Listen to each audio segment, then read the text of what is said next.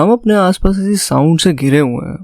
कभी कोई कॉल, कोई नोटिफिकेशन, कोई ईमेल, किसी ना किसी वजह से हमारे फोन की घंटी बजती ही रहती है। ये लो एक और। ये नोटिफिकेशंस या रिंगटोन्स हमारी रोजमर्रा जिंदगी का एक हिस्सा बन चुका है। कभी मम्मी का कॉल कि बेटा कैसे हो, खाना खाया कि नहीं। कभी बॉस का कॉल कि प्रोजेक्ट बनाया कि नहीं। कभी बीवी का कॉल कि आते वक्त धनिया लाया कि नहीं। कभी इंश्योरेंस वालों का कॉल कि सर बीमा कराया कि नहीं। कॉल से आगे बढ़े तो ईमेल, व्हाट्सएप, स्नैपचैट, टिंडर, हजारों ऐप्स की लाखों नोटिफिकेशन। इस बीच कभी आपने फ्रस्ट्रेशन में खुद से ये कहा है कि यार ये बंद क्यों नहीं होती हैं नोटिफिकेशंस। या I know you can put your phone on silent, but just imagine कि आपको ये सारी फोन कॉल्स इन नोटिफिकेशंस आए ही ना तो। और सिर्फ यही नहीं, जस्ट इमेजिन कि एक दिन अचानक सारी ट्रैफिक लाइट्स बंद हो जाए, सारे टेलीविजन्स के सिग्नल चले जाएं और इंस्टा, व्हाट्सएप सब कुछ बंद हो जाए। एंड जस्ट इमेजिन आप घर से बाहर अपने फ्रेंड से मिलने के लिए किसी नए कैफे में जाएं and you don't know how to go there, और आपकी मदद के लिए ना कोई जीपीएस ना कोई गूगल मैप है। घर से निकलने से पहले आपको कोई वेदर रिपोर्ट्स ना मिले, शायद दिन प्लान कर पाना थोड़ा मुश्किल हो जाएगा। या आई नो ये थोड़ा ज़्यादा हो गया है। वेदर रिपोर्ट जाके कौन ही अपना दिन प्लान करता है। बट वेदर फोरकास्टिंग सैटेलाइट का काम सिर्फ डेली वेदर रिपोर्ट्स पब्लिश करना ही नहीं होता, बल्कि वेदर फोरकास्टिंग सैटेलाइट्स हमारी बहुत सी फार्मिंग एक्टिविटीज़ में भी बहुत इंपॉर्टेंट रोल प्ले करती हैं। और अगर ये बंद हो जाए तो हो सकता है कि हमें अपनी टेबल पे फ्रेश और अच्छा खाना मिल पाना भी काफ़ी मुश्किल होगा।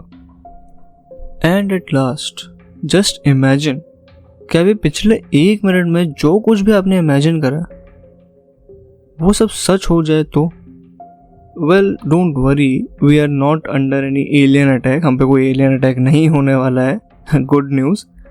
But the bad news is that doesn't mean we are safe. We are already in danger, and the danger is we the human beings. Well, I know मैं आप लोगों को थोड़ा कंफ्यूज कर रहा हूँ। सिंपल तरीके से बोलूँ तो हम इंसान हमेशा की तरह खुद ही हमारे फ्यूचर रिसोर्सेज को एक्सप्लॉइट कर रहे हैं, जिससे हमें तो नियर फ्यूचर में दिक्कत होगी, बट हमारी आने वाली जनरेशन के लिए वो सब चीज़ें जो हमने कुछ देर पहले इमेजिन की वो उनके लिए एक रियलिटी बन चुका होगा। और मुझे नहीं लगता है कि ये कोई अच्छी विरासत, ये कोई अच्छी लेगेसी है हमारी आने वाली जनरेशन के लिए। हम सब जानते हैं कि हम इंसानों ने आज अर्थ पे इतना वेस्ट इकट्ठा कर दिया है कि वो आज एक इंटरनेशनल कंसर्न बन चुका है। आई मीन जस्ट इमेजिन कि एक वेस्ट को एक सही डस्टबिन में डालना has become an international concern in 21st century. But शायद बहुत कम लोग ये जानते होंगे कि ये वेस्ट सिर्फ अर्थ तक ही सीमित नहीं है। हमने इस वेस्ट से स्पेस को भी गंदा करना शुरू कर दिया है। And I don't think that's a matter to be proud on. और एक कचरा जो हम इंसान स्पेस में डाल देते हैं, इस कचरे, इस वेस्ट को कहते हैं स्पेस डेब्रीज। आई नो काफी सारे सवाल होंगे कि स्पेस डेब्रीज क्या है, बनता कैसे है, स्पेस में कैसे गया, और वहां गया तो हमें उससे क्या खतरा है, और अगर खतरा है तो हम इसको रोक कैसे सकते हैं, या रोकने के लिए करा क्या जा रहा है, और ऐसे बहुत सारे सवाल होंगे। I know. और आज का ये पूरा episode is dedicated to space debris. What's up, and welcome you all to the Arcane Sci-Fi, the story of space debris, episode 1. Initiating launch sequence.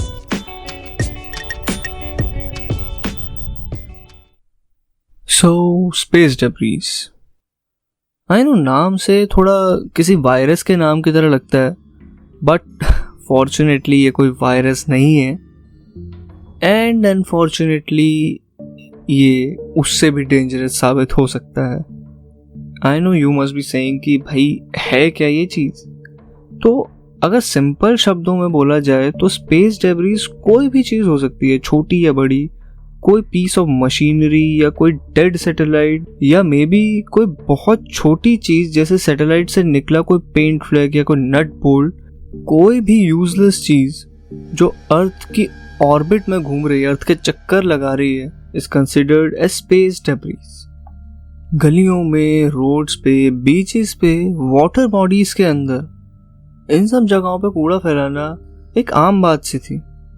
But आप लोग शायद ये सोच रहे होंगे कि जमीन से मीलों ऊपर स्पेस में हमने ये कूड़ा कैसे फैलाया।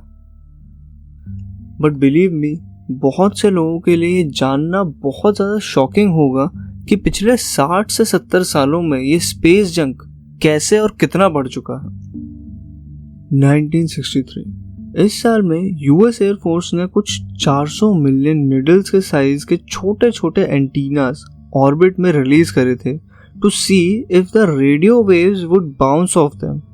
बट जल्दी ही कम्युनिकेशन सैटेलाइट्स आने की वजह से वो एंटीनास ऑब्सोलीट हो गए और वो एंटीनास आज भी लीथल क्लम्प्स में 1500 माइल ऊपर फ्लोट कर रहे हैं। और 1965 माइकल कॉलिंस नाम के एक एस्ट्रोनॉट के हाथ से स्पेस वॉक करते हुए कैमरा छूट गया और Soviet nuclear powered spy satellite की एक सीरीज है जिससे स्पेस में कूलेंट्स रिलीज होते हैं जो स्पेस में जम के छोटी छोटी बॉल्स की शेप ले लेते हैं।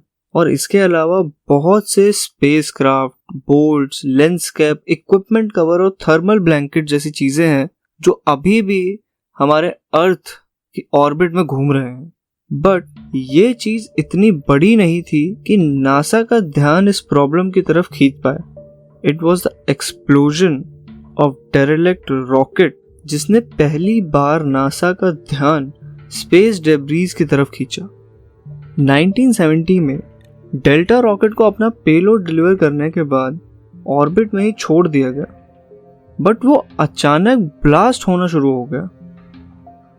जब उनके एक मैन्युफैक्चरर मैकडॉवेल डॉगलस ने इसकी इन्वेस्टिगेशन करी तो पता चला कि रॉकेट के बल्क हेड जो फ्यूल को सेपरेट करता है वो बार बार सनलाइट में आने की वजह से क्रैक होकर ब्लास्ट होने लगा था, which created clouds of debris।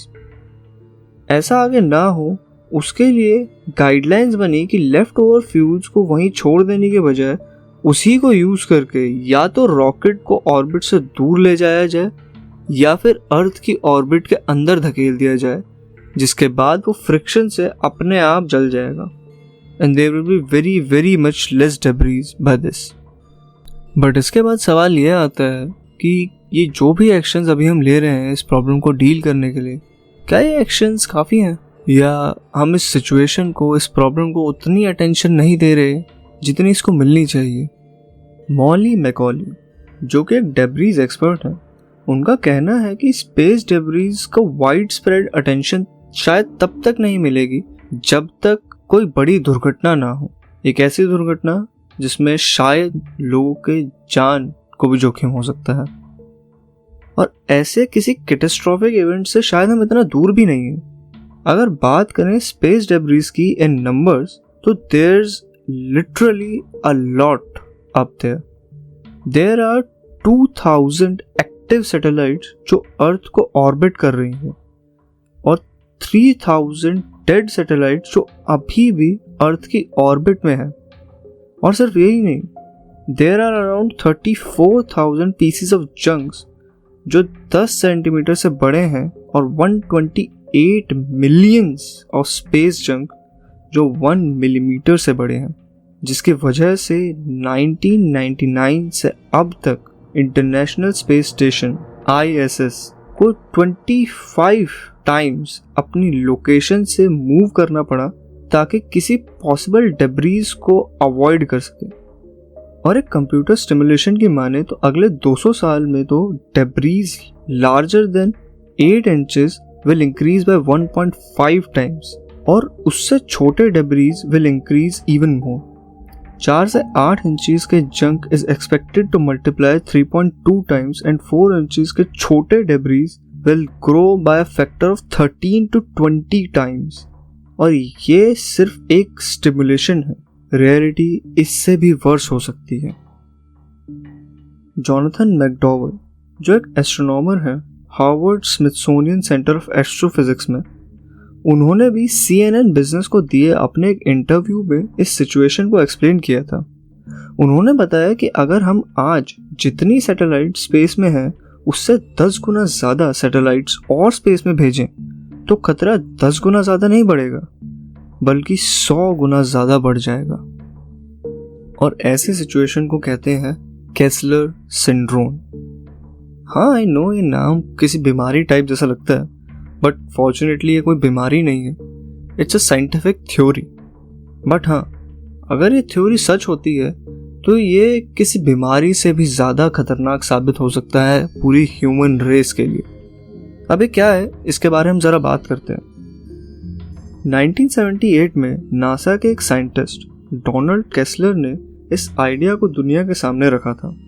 उन्होंने बताया कि अगर हम एक पर्टिकुलर ऑर्बिट में बहुत सारा जंक डाल देंगे तो एक पॉइंट पे वो सारा जंक एक सर्टेन अमाउंट ऑफ मास को टच कर जाएगा जिसे क्रिटिकल मास कहते हैं, और उस पॉइंट पे अगर हम कोई और नए ऑब्जेक्ट्स लॉन्च ना भी करें तो भी कोलिजनल कास्केडिंग इफेक्ट शुरू हो जाएगा।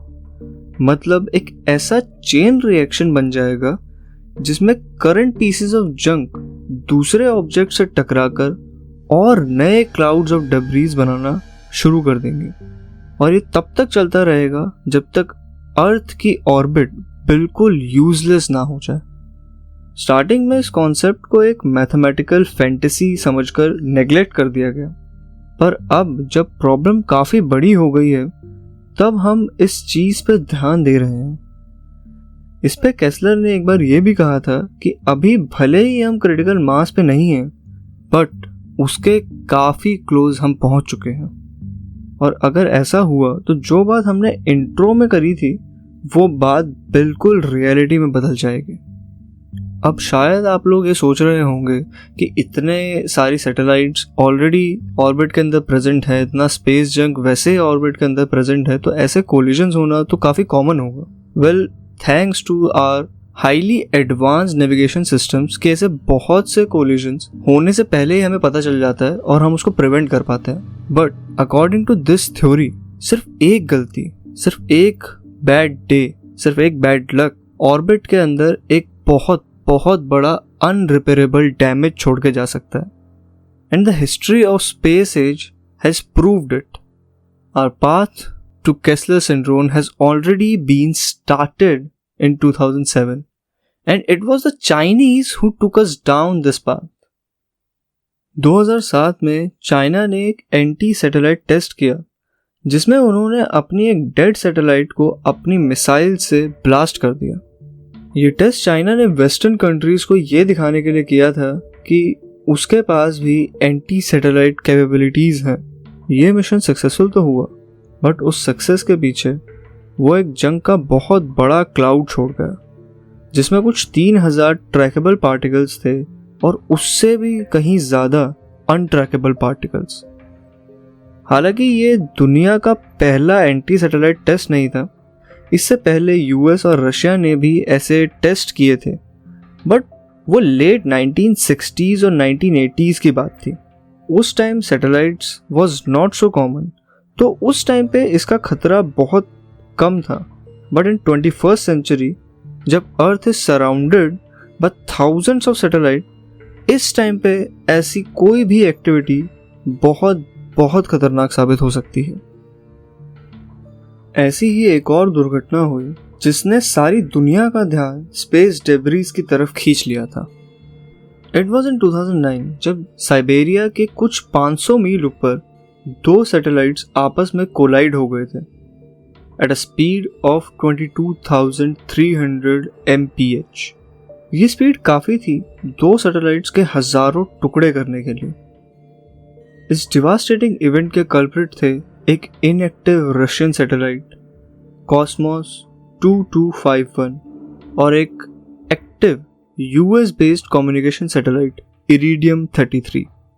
ये आज तक की हिस्ट्री में पहली बार था कि दो सैटेलाइट्स आपस में टकराई हों और पिछले 55 सालों में जितना स्पेस डेब्रीज ऑर्बिट में था उसका लगभग 10% इस सिंगल इवेंट से आया था, जिसमें कुछ 23,000 पार्टिकल्स थे 4 इंचेस और उससे बड़े, और अराउंड 5 लाख पार्टिकल्स थे जो 0.4 से 4 इंचेस के बीच के थे। और इतना छोटा पार्टिकल भी एक पूरी सैटेलाइट को तबाह करने के लिए काफ़ी होगा, क्योंकि 22,300 माइल पर आवर की स्पीड पे 1 सेंटीमीटर का पार्टिकल भी एक बुलेट की तरह होता है जो किसी भी सैटेलाइट को चीर के निकल सकता है। और इस एज में जहां हम बात कर रहे हैं स्पेस टूरिज्म की, सोचिए अगर कोई इतना छोटा पार्टिकल एक सैटेलाइट को चीर के जा सकता है, तो वहां पे अगर आम इंसान जाए और ऐसी कोई दुर्घटना हो तो इंसानों का क्या हाल होगा। Well I guess at this point of time आप में से कुछ लोग शायद ये सोच रहे होंगे कि अगर ये प्रॉब्लम इतनी बड़ी है तो इसका कुछ पोटेंशियल सॉल्यूशंस पे भी बहुत से साइंटिस्ट ने काम करना शुरू कर दिया होगा, राइट? बट सीरियसली ये सोच पाना सच में मुश्किल है कि स्पेस डेब्रिस के छोटे छोटे टुकड़ों को कैसे क्लीन अप किया जाए। और अगर मैं आप लोगों से बोलूं कि व्हाट डू यू थिंक कि इसका एक पोटेंशियल सॉल्यूशन क्या हो सकता है, मे भी हो सकता है पहला थॉट ये है कि कोई स्टार वॉर्स टाइप टेक्नोलॉजी होती जो इस सारे जंग को लेजर से ख़त्म कर देती, बट ऑब्वियसली ऐसी टेक्नोलॉजी आज तो अवेलेबल नहीं है। और इसके अलावा जितने भी कॉन्सेप्ट्स हैं जो स्पेस जंग पे कंट्रोल डेवलप करने के लिए बने हैं, उसमें से ज़्यादातर साइंस फिक्शन की तरह ही है rather than being possible in real situation। और इस सब के बीच जेक्सा, जो कि जापान की एक स्पेस एजेंसी है, वो एक इलेक्ट्रॉनिक स्पेस वेब टेस्ट कर रहे हैं जो अराउंड 6 फुटबॉल फील्ड्स लंबा है। They call it electrodynamic tether, EDT। This is a 2300 feet long electrified line capped with a 44 pound weight। और जब इसको डिप्लॉय किया जाएगा तो उम्मीद है कि ये जंक पार्टिकल्स को ऑर्बिट से हटाकर अर्थ के एटमॉस्फेयर में धकेल देगा, जहां वो सारे पार्टिकल्स जल जाएंगे। हालांकि ये भी एक ओनली पॉसिबल सॉल्यूशन से काफ़ी दूर है, बट कुछ और प्रपोजल्स भी हैं इस प्रॉब्लम को सॉल्व करने के लिए, जैसे giant magnets, harpoons and nets to safely reduce the growing cloud of debris। इसी के साथ बहुत से नेशंस इस प्रॉब्लम को टैकल करने के लिए एक अलग अप्रोच भी अपना रहे हैं, जिसमें उनका फोकस है कि नए सैटेलाइट्स जो ऑर्बिट में जाएंगे उनका एक appropriate end of life plan हो, जिससे इस प्रॉब्लम की ग्रोथ रेट को कम किया जा सकता है। And the proposed approach is called deorbiting। इस प्रोसेस में जब ऑर्बिट में प्रेजेंट कोई भी object, may be A satellite और अ रॉकेट, जब उसकी यूजफुल लाइफ खत्म हो जाती है तो it should have to reserve enough fuel जिसको यूज करके वो खुद को या तो ऑर्बिट से बाहर कर ले या फिर एक ऐसी ऑर्बिट में एंटर हो जाए जिससे एटमॉस्फेरिक प्रेशर से वो अर्थ में एंटर होके बर्न अप हो जाए। तो कह सकते हैं कि फिलहाल जो truly effective measure space debris की प्रॉब्लम को बढ़ने से रोक सकता है या रोकने में हेल्पफुल हो सकता है इज डीऑर्बिटिंग। और बात की जाए अगर गवर्नमेंट गाइडलाइंस की, तो 1995 में नासा ने एक गाइडलाइन इशू की थी कि अर्थ की 1250 माइल्स तक के ऑर्बिट में जितने भी सैटेलाइट्स और अपर लोड्स ऑफ रॉकेट हैं वो उस ऑर्बिट में 25 साल से ज़्यादा नहीं रह सकते after the end of their functional lifes, और उसके बाद it had to deorbit itself. But ये गाइडलाइन सिर्फ न्यू ऑब्जेक्ट्स पे ही लागू की जा सकती है, क्योंकि जो एग्जिस्टिंग ऑब्जेक्ट्स हैं उनको डीऑर्बिट करने के हिसाब से डिज़ाइन नहीं किया गया था। But still it's effective in reducing the pace at which this problem is increasing. And personally मुझे भी लगता है कि ये एक बहुत इफेक्टिव मेजर है, बट अगर इसको ध्यान से देखा जाए तो इट्स जस्ट अ गाइडलाइन। ये कोई लॉ नहीं है, ना ही इस चीज़ पे कोई पेनल्टी है। तो साफ सी बात है कि जितनी भी ऑर्गेनाइजेशंस हैं वो सब तो इस चीज़ को फॉलो नहीं करने वाले, और रियल वर्ल्ड में it's very easy to wave it. और when we talk about space and space exploration, then we know that space does not belong to any one country or an organization or an individual. It's an international matter. और internationally कोई law पास करना is not that easy. जहाँ पे एक country के अंदर एक law पास करने में सालों लग जाते हैं, वहीं पे एक इंटरनेशनल लॉ पास करना जहाँ पे सारी ही कंट्रीज के डिफरेंट एजेंडाज हैं, it includes lots and lots of time and lots of politics. तो करंट सिनेरियो को देखते हुए शायद हमें एक स्ट्रॉन्ग लॉ एनफोर्समेंट के लिए किसी और बड़े और डिवास्टेटिंग इवेंट का वेट करना पड़ेगा, क्योंकि अभी तो शायद कोई भी कंट्री इस पे फोकस करने के मूड में नहीं है। And because of this, we cannot expect any international agreement anytime soon. But अगर मैं कहूँ, it's not enough. There is something still left which is making this problem even worse. That thing is the private players. Private players से मेरा मतलब है private space organizations, जो अभी बहुत ज़्यादा passionately space exploration पे काम कर रहे हैं, like SpaceX, Blue Moon, OneWeb and so on. आज नासा, यूएस और रशियन मिलिट्री कंबाइंड जितने पेलोड्स ऑर्बिट में नहीं भेज रहे हैं, उससे कहीं ज़्यादा प्राइवेट सेक्टर्स भेज रहे हैं। बहुत से यूएस बेस्ड कम्युनिकेशन कंपनीज ने अनाउंस किया है कि अगले 10 सालों में वो हजारों सैटेलाइट्स लो अर्थ ऑर्बिट में डिप्लॉय करेंगे, जिससे उनके यूजर्स को एक लाइटनिंग स्पीड ऑफ इंटरनेट मिले, जिसमें मेजर प्लेयर्स हैं Elon Musk, Starlink, Bezos, blue moon और OneWeb। इसके साथ साथ चाइना ने भी अनाउंस किया है कि वो भी अपनी hundreds of communication satellites deploy करेंगे। अकॉर्डिंग टू दिस, अगले एक डेकेड में these all organizations will deploy around 50,000 plus satellites in low Earth orbit. Interestingly, जिसमें Elon Musk has announced to launch around 42,000 satellites in a decade at 3 different stages. Space age की start से आज तक orbit में इतनी satellites नहीं भेजी गई हैं जितनी अगले कुछ सालों में भेजी जाएंगी, और ये बहुत बहुत ज़्यादा खतरनाक हो सकता है पूरी ह्यूमन रेस के लिए, क्योंकि it needs only one single mistake. Even a single collision can leave Earth surrounded by millions and millions of junk particles. And none of these organizations is obliged to any strict law, and it makes it more dangerous. ऐसा मैं इसलिए कह रहा हूँ क्योंकि कुछ time पहले Starlink और OneWeb, two big players in the satellite game, इनकी सैटेलाइट्स एक दूसरे से ऑलमोस्ट कोलाइड कर ही गई थी। It just missed by 200 feet. 200 feet. And that is really a close miss. We can say it was just a good day. और सिर्फ यही नहीं, लेट 2019 में स्टारलिंक की एक सैटेलाइट यूरोपियन यूनियन की एक वेदर सैटेलाइट से कोलाइड करने ही वाली थी। और सिर्फ यही नहीं, लेट 2019 में स्टारलिंक की एक सैटेलाइट यूरोपियन यूनियन की एक वेदर सैटेलाइट से कोलाइड करने ही वाली थी। हालांकि यूरोपियन यूनियन ने इस बात को स्टारलिंक से काफ़ी ज़्यादा सीरियसली लिया था। यूरोपियन एजेंसी ने बताया कि वो स्टारलिंक को सिर्फ ईमेल के थ्रू ही कांटेक्ट कर पा रहे थे, और उसका भी रिप्लाई उन्होंने काफ़ी लेट दिया, वो भी ये कह के कि वो इस पर कोई एक्शन नहीं ले पाएंगे। एट लास्ट यूरोपियन एजेंसी को ही इस कोलिजन को रोकने के लिए अपनी सैटेलाइट को मूव करना पड़ा। Well, I think European agency को मेल करने के बजाय ट्वीट करना चाहिए था एलॉन मस्क को, शायद उसका रिप्लाई काफ़ी जल्दी मिल जाता।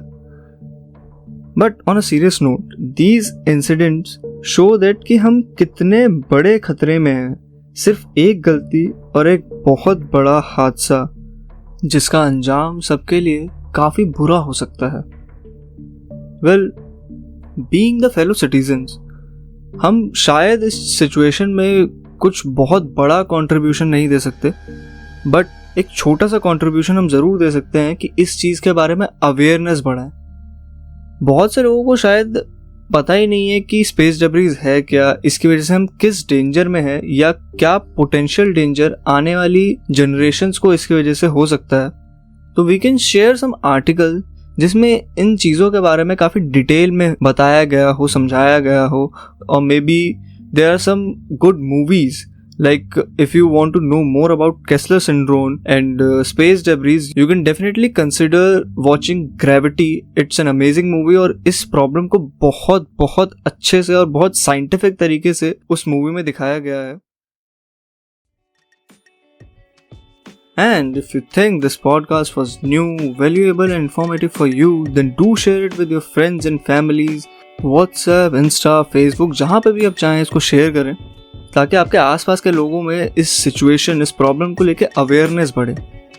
And if you have come this far, then thank you so much for listening the whole podcast, and we would love to hear in your feedback. This was the Arcane Sci-Fi Episode 1, The Space Debris. Thank you and stay tuned.